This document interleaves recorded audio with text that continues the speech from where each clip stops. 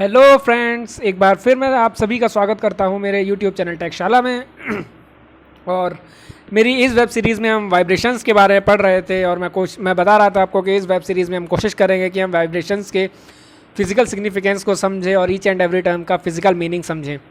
तो पिछली जो लेक्चर्स थे जिसमें हमने बात करी थी, जिन टॉपिक्स की हमने बात करी थी वो थे वाइब्रेशन से रिलेटेड बेसिक टर्म्स की, कौन कौन से बेसिक टर्म्स हमें जानने ज़रूरी होते हैं वाइब्रेशन से रिलेटेड। इसके अलावा डिफरेंट टाइप्स ऑफ वाइब्रेशंस के बारे में हमने बात किया था। आज का जो लेक्चर होगा वो एक स्टेप थोड़ा हम आगे चलेंगे वाइब्रेशंस में, और उसमें हम सीखेंगे कि डिफरेंशियल इक्वेशन को, वाइब्रेशन का जो स्टैंडर्ड डिफरेंशियल इक्वेशन होता है for single degree of freedom system का, वो क्या होता है। आज के टॉपिक में हम सिर्फ यही समझेंगे, जिससे कि हमें आगे के लेक्चर्स में समझने में आसानी होगी कि किस तरीके से हम डिफरेंशियल इक्वेशन का यूज़ करके वाइब्रेशंस की प्रॉब्लम्स को सॉल्व करते हैं। तो सबसे पहले मैं डिफरेंशियल इक्वेशन के बारे में बताने से पहले मैं आपको बताता हूँ कि किस किस सिस्टम के बारे में हम पढ़ेंगे आगे के लेक्चर्स में, क्योंकि उन्हीं से रिलेटेड हम डिफरेंशियल इक्वेशंस को पढ़ेंगे। तो सबसे पहले तो हम पढ़ेंगे सिंगल डिग्री ऑफ फ्रीडम का फ्री वाइब्रेशंस। जैसे ये मेरा फ्री वाइब्रेशन है, इसमें कोई फोर्स नहीं लग रहा है, मैंने आपको पिछले लेक्चर में ये बताया था।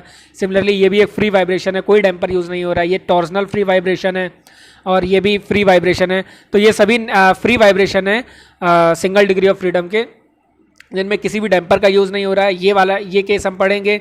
इसके अलावा हम पढ़ेंगे single degree of freedom with damping dampers, free damped vibration जिसे कहते हैं, ये पढ़ेंगे, जिसमें हम एक डैम्पर का यूज़ करते हैं हमारे सिस्टम में। तो क्योंकि इसमें डैम्पर का यूज़ करते हैं तो इसमें तीन अलग अलग केस बन जाते हैं। एक होता है अनडैम्प्ड, एक होता है अंडर डैम्प्ड सिस्टम, दूसरा होता है क्रिटिकली डैम्प्ड सिस्टम, और तीसरा होता है ओवर डैम्प्ड सिस्टम।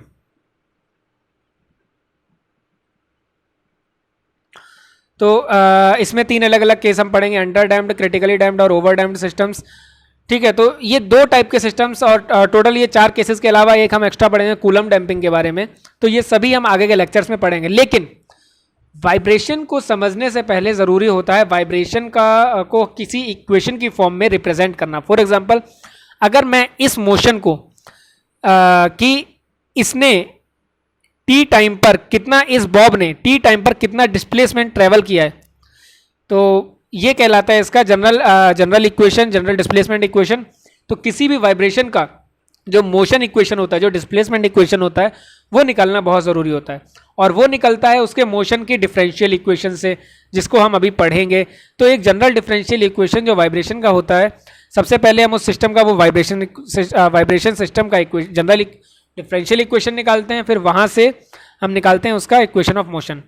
तो किसी भी वाइब्रेटिंग सिस्टम को हम कैसे सॉल्व करते हैं, उसके तीन स्टेप होते हैं। सबसे पहले हम उसका एक जनरल डिफरेंशियल इक्वेशन लिखते हैं, उस पर law of conservation of energy लगा के और उसको डिफरेंशिएट करके, या एनर्जी मेथड या दूसरे मेथड्स का यूज़ करके हम उसका एक डिफरेंशियल इक्वेशन लिखते हैं।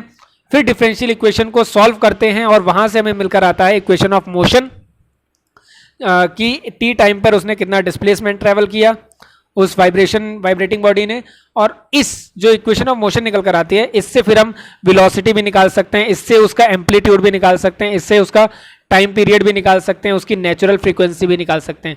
जो हमें चाहिए वो हम इस इक्वेशन ऑफ मोशन से निकाल सकते हैं। और इसीलिए इक्वेशन ऑफ मोशन को हम तभी निकाल सकते हैं जब हमें आता हो कि हम डिफरेंशियल इक्वेशन को कैसे सॉल्व करें, क्योंकि सबसे पहले हमें डिफरेंशियल इक्वेशन उसकी निकालनी है, फिर उसे सॉल्व करना है। तो डिफरेंशियल इक्वेशन को सॉल्व करना वाइब्रेशन में सबसे ज़्यादा इंपॉर्टेंट होता है। तो यहाँ पर मैंने जो जनरल डिफरेंशियल इक्वेशन होती है वाइब्रेशन की, वो लिखी हुई है। So the standard form of, इससे पहले मैं आपको बता देता हूँ कि हम किस सिस्टम की बात कर रहे हैं। मान लेते हैं कि ये एक सिस्टम है मेरा, और ये रूफ है, और यहाँ पर ये एक मास m हैंग कर रहा है, फ्रीली मास है, और इसने कोई डिस्टेंस, इसे x, हमने इसे स्विंग दिया और ये x डिस्टेंस ट्रेवल किया, और यहाँ पर इसमें एक स्प्रिंग लगा हुआ है जिसका स्प्रिंग कांस्टेंट k है, और यहाँ पर एक डैम्पर लगा हुआ है जिसका डैम्पिंग कांस्टेंट c है। तो ये मेरा एक सिस्टम है, ठीक है, जिसको मैंने इनिशियली एक x डिस्प्लेसमेंट से डिस्प्लेस किया हुआ है, जिसमें मास m है, इधर एक डैम्पिंग कांस्टेंट c है और एक स्प्रिंग कांस्टेंट k है। तो इस पूरे सिस्टम की जिसमें ए तमाम मेरे तीनों जो तीनों सिस्टम के कंपोनेंट हैं वाइब्रेटिंग सिस्टम के, जिसमें एक स्प्रिंग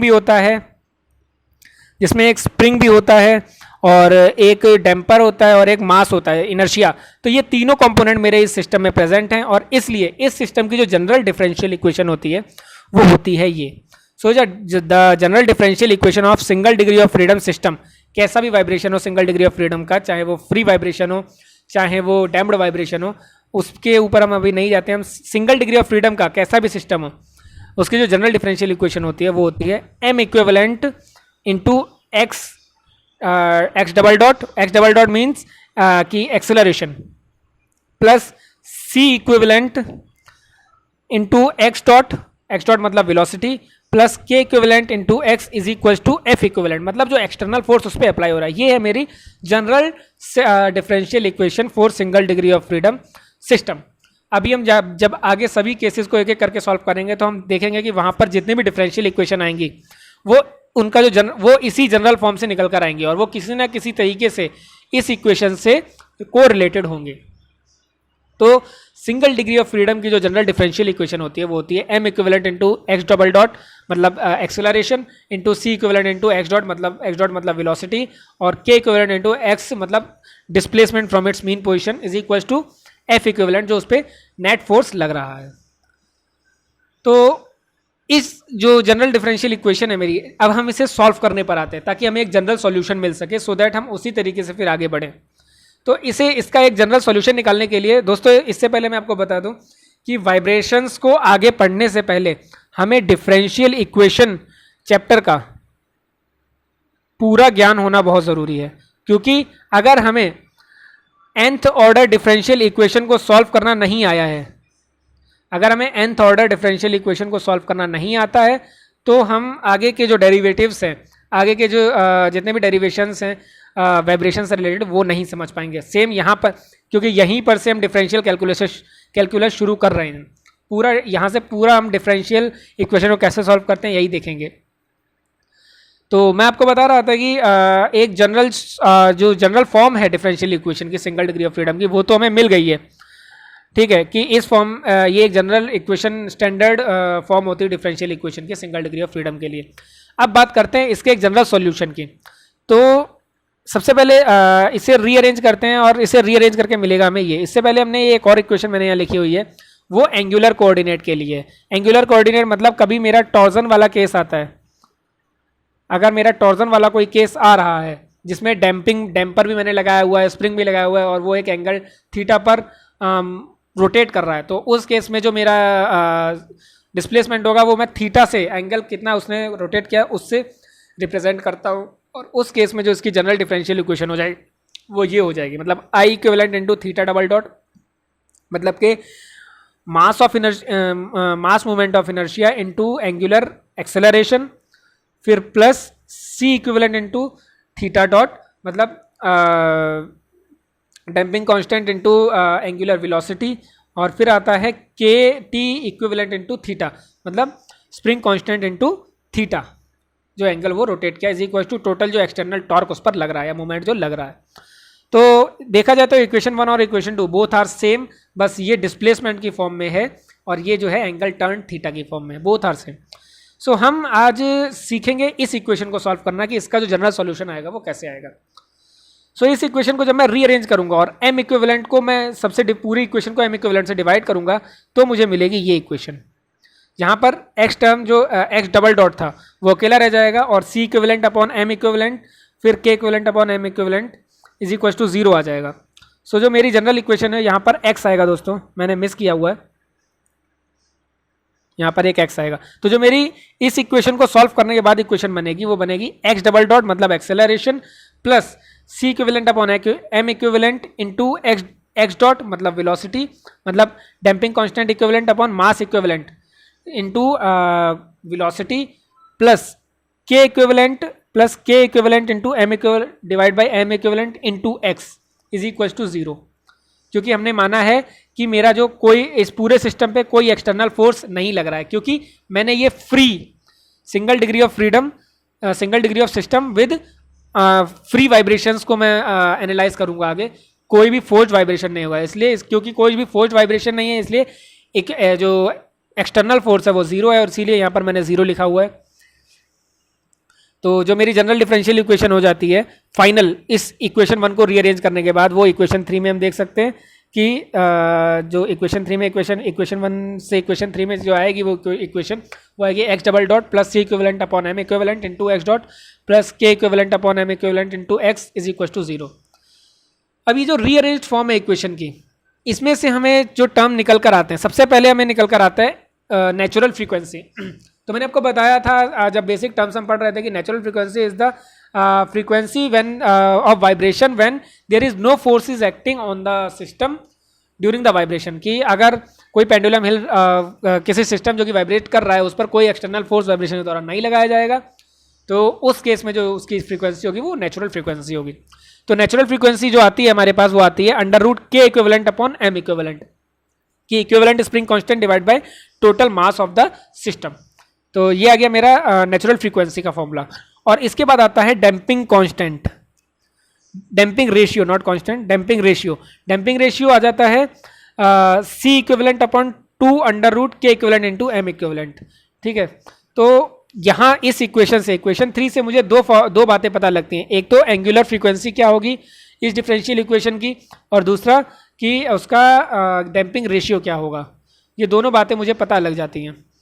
अब इक्वेशन 3 को रीअरेंज करने के बाद मैं इक्वेशन 3 को में से मुझे ओमेगा एन और डैम्पिंग रेशियो मिल गया था, तो उसे जब मैंने रीअरेंज करके लिखा तो इक्वेशन 3 से मुझे मिला इक्वेशन 4, कि जो मेरा जनरल डिफरेंशियल इक्वेशन आया वो आया X double dot plus 2 into damping ratio into natural frequency into x dot plus natural frequency का square into x is equal to 0। तो ये मेरा हो गया एक जनरल डिफरेंशियल इक्वेशन, इक्वेशन 4। ये जो है मेरी स्टैंडर्डाइज्ड डिफरेंशियल इक्वेशन आ गई है फ्री वाइब्रेशन की सिंगल डिग्री ऑफ फ्रीडम। ध्यान से देखिए यहाँ पर इस टर्म को, फ्री वाइब्रेशन। फ्री वाइब्रेशन क्यों? क्योंकि कोई एक्सटर्नल फोर्स इस पर एक्ट नहीं कर रहा है, for single degree of freedom, क्योंकि हम सिर्फ एक्स से ही पूरे सिस्टम के मोशन को रिप्रेजेंट कर रहे हैं। तो free vibration single degree of freedom की जो जनरल इक्वेशन आ गई है मेरे पास, वो आ गई है ये इक्वेशन 4।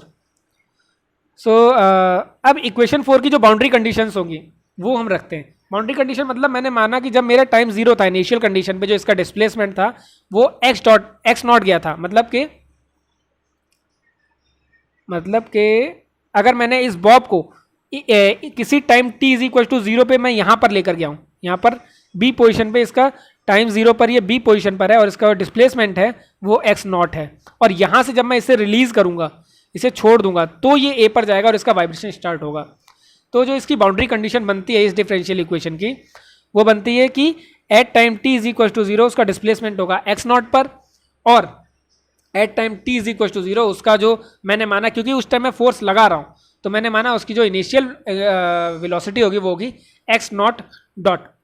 ठीक है, तो ये दो बाउंड्री कंडीशंस जब मैं इक्वेशन 4 पर अप्लाई करूंगा तो मुझे जो जनरल सॉल्यूशन मिलेगा, मान लेता हूं मेरा एज्यूम्ड सॉल्यूशन है ये X T is equal to A E की पावर एल्फा टी। ये मेरा एज्यूम्ड सॉल्यूशन है इस डिफरेंशियल इक्वेशन का। मुझे पता है अभी आपको ये समझ नहीं आ रहा होगा कि ये इक्वेशन कहाँ से आई है, इसीलिए मैंने आपको पहले ही बोला है कि वाइब्रेशन में आगे बढ़ने से पहले हमें डिफरेंशियल इक्वेशन की जानकारी बहुत ज़रूरी है। सो मैंने कुछ देर के लिए मान लिया, क्योंकि मेरा जो वाइब्रेशन है वो एक साइक्लिक मोशन होता है, साइक्लिक मोशन होता है, तो मैंने इसका एक जनरल डिफरेंशियल इक्वेशन मान लिया कि X T is equal to, इसका जो सॉल्यूशन है वो है X T is equal to A into E की पावर एल्फा टी। ये इसका जनरल सॉल्यूशन मैंने एज्यूम किया है।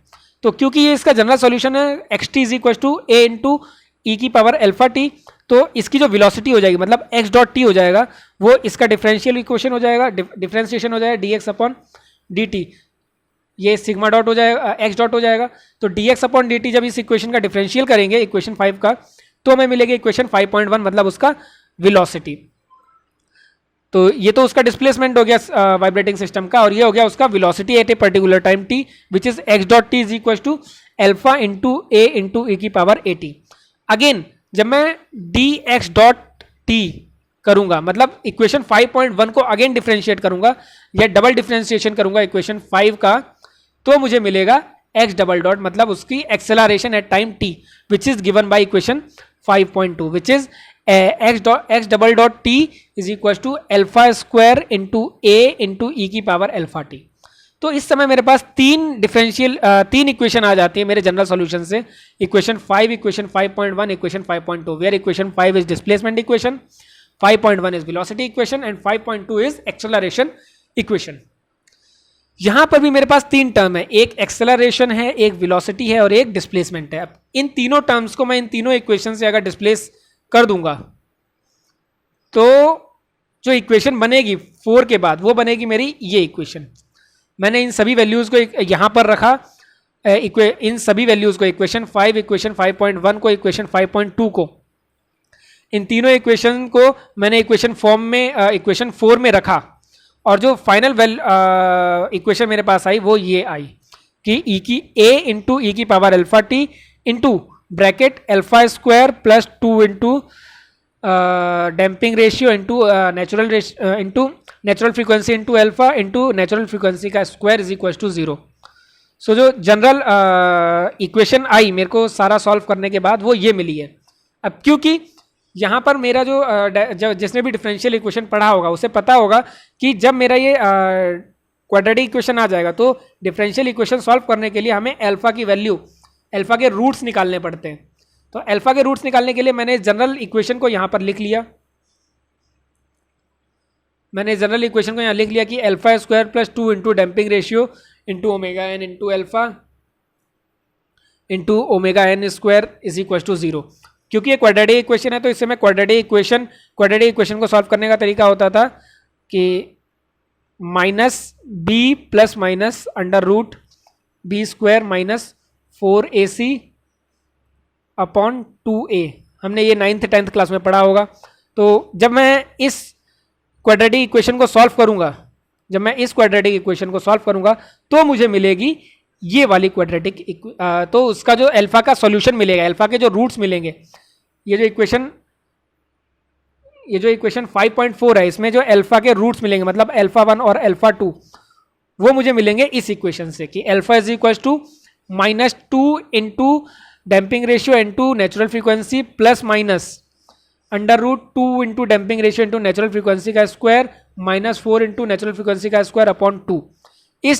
इस इक्वेशन से मुझे मिलेगी अल्फा 1 अल्फा 2 मतलब roots of this equation, alpha के जो रूट्स हैं अल्फा 1 अल्फा 2 वो इस इक्वेशन से मिलेंगे। इस इक्वेशन को मैंने दोबारा रीअरेंज किया तो मुझे मिली इक्वेशन 6, फर्दर सॉल्व करके मुझे मिली इक्वेशन 6 और ये है इसका सिंप्लीफाइड फॉर्म, सबसे सिंपल इक्वेशन जो मेरी जनरल सॉल्यूशन आया है डिफरेंशियल इक्वेशन का वो आया है alpha is equal to omega n into minus damping ratio plus minus under root damping ratio -1। So ये जो है मेरी इक्वेशन 6 है, ये फाइनल इक्वेशन है जिससे हम अल्फा 1 और अल्फा 2 मतलब रूट्स ऑफ अल्फा निकाल सकते हैं।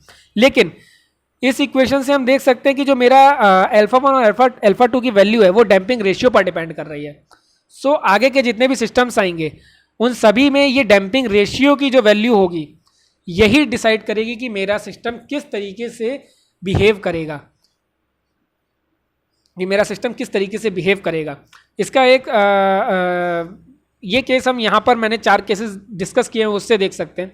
इक्वेशन 6 में अगर मेरा कोई डैम्पिंग रेशियो नहीं होगा, जैसा कि मैंने इस एग्जांपल में लिया हुआ है, यहाँ पर इसमें सिर्फ स्प्रिंग यूज हो रहा है, कोई डैम्पर यूज नहीं हो रहा है, इसमें भी सिर्फ टॉर्जनल स्टिफनेस यूज हो रहा है, कोई डैम्पर यूज नहीं हो रहा है। सिमिलरली यहाँ पर भी सिर्फ स्प्रिंग यूज हो रहा है, कोई डैम्पर मतलब सी यूज नहीं हो रहा है। सिमिलरली यहाँ पर भी जो स्ट्रिंग है उसका स्विंग यूज हो रहा है और इसमें भी कोई डैम्पिंग यूज नहीं हो रहा है। चारों केसेस में फ्री वाइब्रेशन है, कोई डैम्पर यूज नहीं हो रहा है। तो जो सी की वैल्यू इसमें हुई डैम्पिंग कांस्टेंट जो था चारों केस में 0 हो जाएगा और अगर डैम्पिंग कांस्टेंट 0 होगा तो डैम्पिंग रेशियो भी 0 हो जाएगा।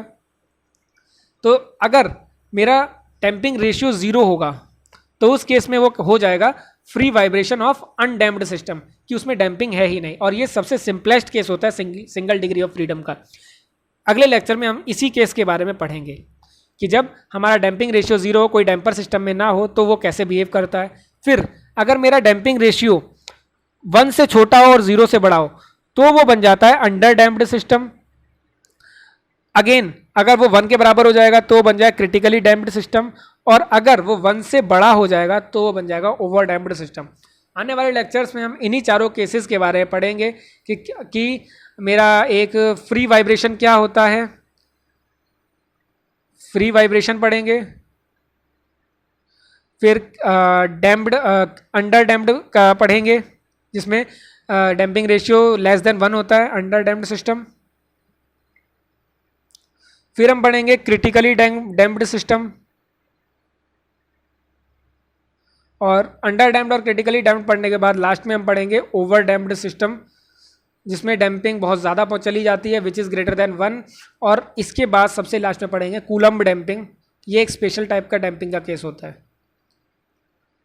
तो मुझे उम्मीद है कि आज के लेक्चर में आपको जो जनरल डिफरेंशियल इक्वेशन होती है एक सिंगल डिग्री ऑफ फ्रीडम के सिस्टम की, वाइब्रेटिंग सिस्टम की, वो समझ आई होगी कि जनरल डिफरेंशियल इक्वेशन ये होती है और इसका जो जनरल सॉल्यूशन होगा वो ये होगा। एक्चुअली ये जनरल सॉल्यूशन नहीं है, अभी ये सॉल्यूशन के बस एक स्टेप पहले है। सॉल्यूशन तो इसका तब होगा जब हम डैम्पिंग रेशियो की वैल्यू इसमें रखेंगे और xt यहाँ से मतलब इक्वेशन ऑफ मोशन निकालेंगे, तब इसका सॉल्यूशन होगा। और इस इक्वेशन ऑफ मोशन हम तभी निकालेंगे जब हम एक एक करके सभी केसेस को, चारों केसेस को डिस्कस करेंगे। तो उम्मीद करता हूँ आपको मेरा आज का लेक्चर पसंद आया होगा और आपको समझ आया होगा कि किस तरीके से डिफरेंशियल इक्वेशन जो है वो वाइब्रेशन को समझने के लिए बहुत ज़रूरी है। और अगर आपको अभी तक नहीं पता है तो डिफरेंशियल इक्वेशन का एक बार स्टडी कर लीजिए ताकि आपको मेरे अगले लेक्चर्स अच्छे से समझ आएँ। सो खुश रहिए, आबाद रहिए, और अगर कोई फीडबैक हो तो आप उसे कमेंट बॉक्स में कमेंट करके बता सकते हैं। धन्यवाद।